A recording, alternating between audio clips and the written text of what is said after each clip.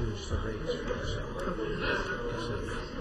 Okay. So, because, you know, I mean, it will tell you something. So, your rates can more than this. So, the real balance is the tax and the interest rate. Whatever they got.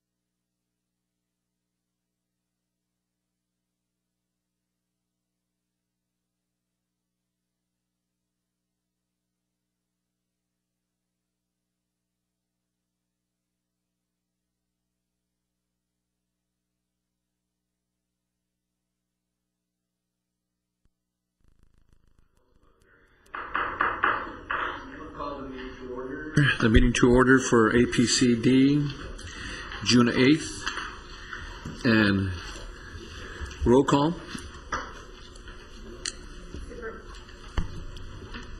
Supervisor Parks? Here. Supervisor Bennett? Here. Supervisor Long? Here. Supervisor Foy? Here. Supervisor Zaragoza? Here. Councilmember Brennan? Here. Mayor Holden? Here. Mayor Miller? Councilmember Sharkey? That's it. Okay, and we're going to ask Brian to lead us in the pledge.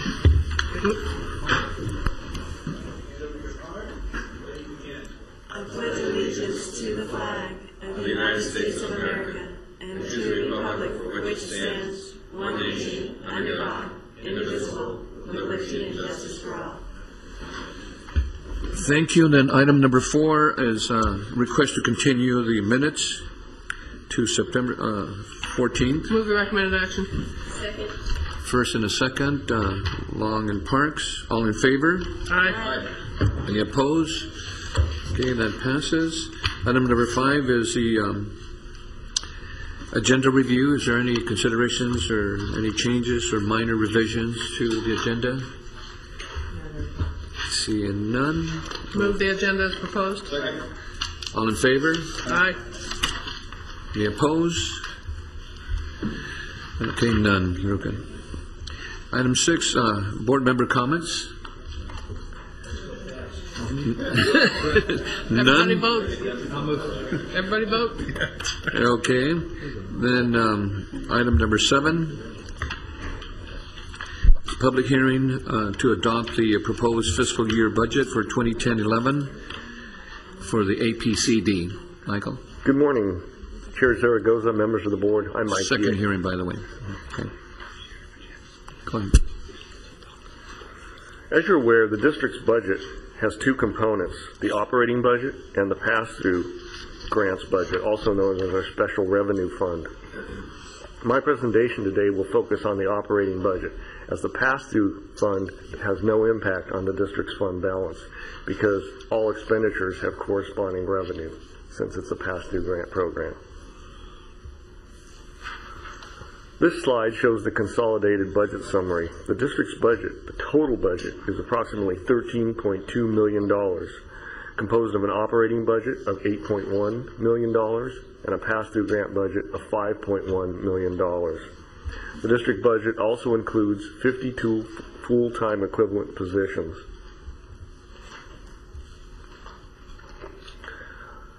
On the bottom line, looking at the net cost, excluding contingency, we're looking at a net cost for the upcoming fiscal year of $158,000.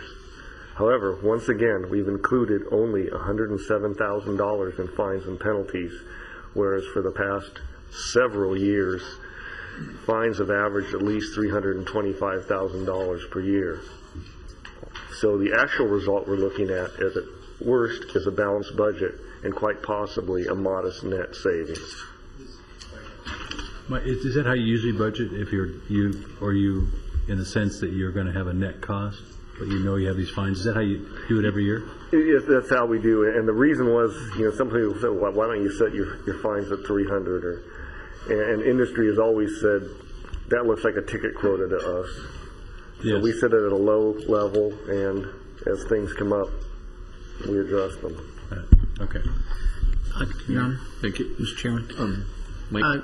When you look at that 220,000 likely additional fines, is that coming from any specific reason or any specific area, or is this kind of across the board? It's across the board.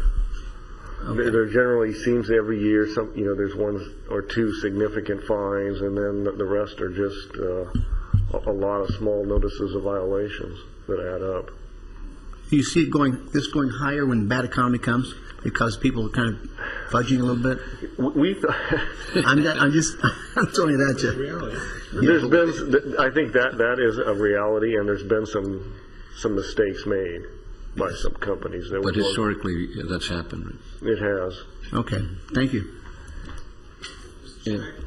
Brian? I know when we look up there and see the fines, and I'm just following up, there wasn't any targeted businesses across the board, a little here and there, because obviously, while we want to make sure we have clean air, it's disheartening to look up there and see people getting fined and knowing that next year the same thing over and over. Is any way we could, as Mike says, is there's not a chunk. It's not a certain industry like the paint or something that perhaps do with some kind of grant program to help them out.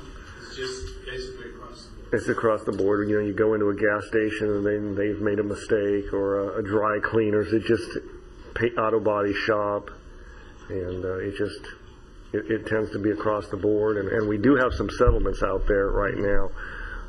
Franklin Fuels, which is being pursued by the State Air Resources Board, it could result in a fairly substantial amount of funds coming to our district.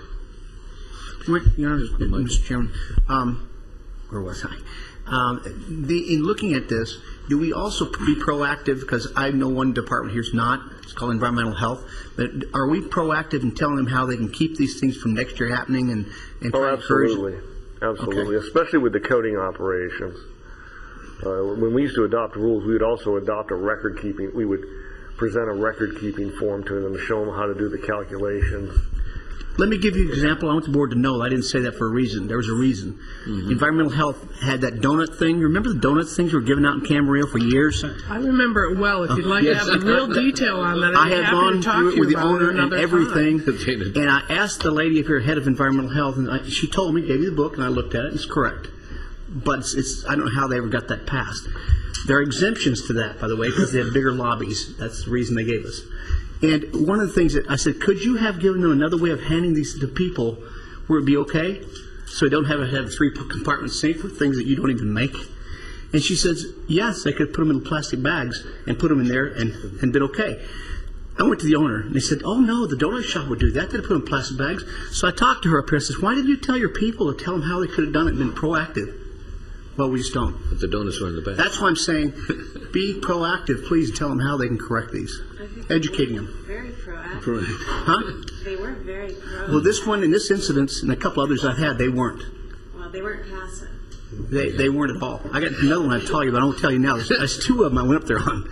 Both of them were, you won't believe. Is this air quality? Yeah, I know. But I'm trying to use this as an example of what, Yeah, let's being proactive. stay on the subject.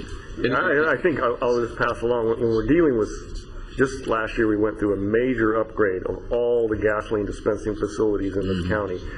And all the air districts worked together and set very modest fines for these facilities that were having a difficult time complying due to the tight credit market.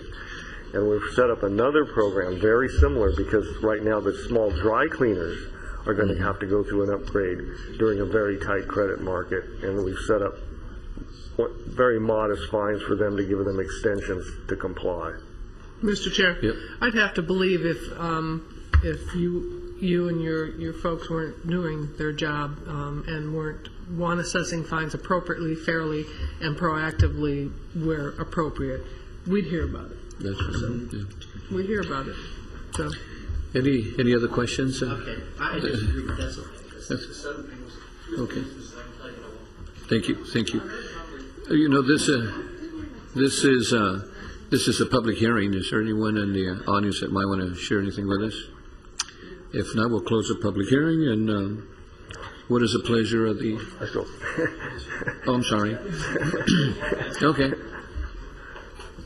We have a net savings. Real quick, operating budget side, expenditures up $240,000, revenue up $92,000, and we have one increment 2 request. I'll explain this in detail. The increment 2, once again, the district will have $25,000 available as a placeholder for a transportation incentive or type program. Wants to let you know, your board know, we have some of these funds we can use internally, but some we do have to pass through. And if these monies aren't used for a transit incentive program or something along those lines, they'd have to be passed through to some other type of program. On the expenditure side, we're seeing an increase of $240,000, and boy, I just saw a typo right there. Yeah. Salaries and employee benefits up $42,000. This is because we are doing some succession planning, and we're going to have some internal promotions, and also we have a salary issue to address. Both of these proposals would go through your standing committee for approval and then to your full board at a later date. On the services and supplies, we're up $52,000. The lion's share of the money there is it's time to replace the district's computers. We're going to be coming up, by the time we get to them, they'll be nearing 6 years in age. So it's about time to replace those PCs. On the fixed asset side, an increase of $145,000. We've done a great job, our staff, especially our monitoring group, of keeping some of this aging monitoring equipment running. But we have had some failures, and it's beyond repair, and we're going to have to replace the atmospheric profiler in Simi Valley, and a substantial cost unit. So we're seeing an increase there of $145,000. I guess for me, the positive is when you look at the 145 and the 52, we're really looking at 1 year, one-time costs that won't be there next year. And this is a quick slide showing our expenditures, salaries and employee benefits, 77%. That's partially driven by the fact we've been very good at keeping fixed assets and services and supplies down, the cost from those two components. On the revenue side, we've seen an increase of $92,000. We're expecting several early payments of renewal fees, about $64,000. And also we're receiving additional revenue from California Air Resources Board Portable Engine Registration Program, and that increase of $25,000 there. We implement that program on behalf of CARB. And this is a quick look at the revenue pie chart. You can see the DMV fees are the lion's share at $2.8 million, permit fees $2.75 million, and our federal grant at $1.3 million. I'd like to point out the other fees include our source testing, observation fees, variance fees, and Title V certification fees. And the miscellaneous revenue, the main player there is interest earnings. And although we're seeing very low interest rates at this time, which is driving interest earnings down, it's being partially offset by the fact that the district continues to grow the fund balance. Looking at the big picture, DMV fees are covering all costs related to motor vehicle programs, including planning, inventory, and monitoring. Fees and grants are not quite covering the cost of non-motor vehicle related programs. However, fines have been making up the difference, and once again they're likely to make up the difference in the upcoming fiscal year. In light of the current economic situation, district staff did not propose a fee increase during 2010. As far as our federal grant, President Obama has proposed an $82.5 million increase nationwide for funding for state and local air agencies. And that's a significant increase because the current funding level is $220 million. We did not include that potential increase in our budget. Of course, the district and the county of Ventura have already sent letters in, and we understand now the proposals run into some fairly stiff opposition in Washington. The state subvention is level at $200,000. Of course, we keep our eye on it with the state budget crisis, but it's been left alone for quite a number of years now. We try to utilize to the maximum extent any administrative funds we have with the grant programs to keep those staff costs from impacting our other sources of revenue. And of course, we'll be working to maintain that balanced budget in the upcoming fiscal year. As you can see, there's some changes to how the fund balance is reported now that we are implementing GASB 54, which we discussed in May. There's been some little changes since we had the May discussion. District staff worked closely with the auditor controller staff, and this is the final recommendations. We would have no funds in the non-spendable, the restricted, or the committed. In the assigned, we would have a reserve for fixed asset acquisition of $200,000, a reserve for litigation at $300,000, reserves for motor vehicle fee projects at $200,000, and unassigned $8 million, which is roughly equivalent to the district's operating budget. I'd like to point out that of that $8 million unassigned, in essence, $4 million keeps you at the 6-month target, the upper bound target for the fund balance, and that relieves $4 million available for revenue stabilization should the district start to encounter shortfalls in the out years. That GASB 54, you have to set up different accounts. Yes. And finally, this is the projection of our fund balance. It's just a projection. And looking 5 years out, it's always a little, it's a best guess. And the red line shows our fund balance without any future fee increases. As you can see, the projection shows that we'll be able to stay well above the upper target of the fund balance for the foreseeable future. The cause of the decrease in the out years is the increase in retirement contributions, and certainly the recent 3% employee pickup definitely helped with that problem. When you look at the health of the district, I think one thing you need to keep in mind is, well, certainly the district is going to have to participate in any changes to labor agreements or pension reform. We might not be the type of organization that should be looking at furloughs. I'm really happy that, when we were in some really difficult times a few years back, that we completely turned things around. And I want to thank Nancy Mendoza and Leonie McElroy for their work in preparing this budget. And that's all I have. Thank you, Nancy. Any questions? Just a comment. I just want to also thank, he's thanking the other people. I want to thank Mike's leadership. It's been real professional. It's worked well with the regulatory agency. We're in good shape when we were in tough shape a little while ago. So congratulations. Thank you very much. Any other question? And Mr. mentioned initially, this is a public hearing. Is there anyone that would like to share this? No? Okay, we'll close the public hearing. I just made a comment. Hey, Mike, at the county, we're always looking for revenue. Well, I noticed we didn't raise your rent here. We could have got a little extra money. Since you could have a little. Mike, tell me rents are going down by about 12%. What's the pleasure of the board? This is the second hearing is going to be in June 22nd. First and second, all in favor? Any opposed? Okay, that's the order. Item number 8 is it? Okay, both of them, 8 and 9. All in favor? Aye. Any opposed? Any public comments? I don't see any. Okay, we're adjourned. Thank you. All right, board members, we'll go into closed session. We were late. Huh?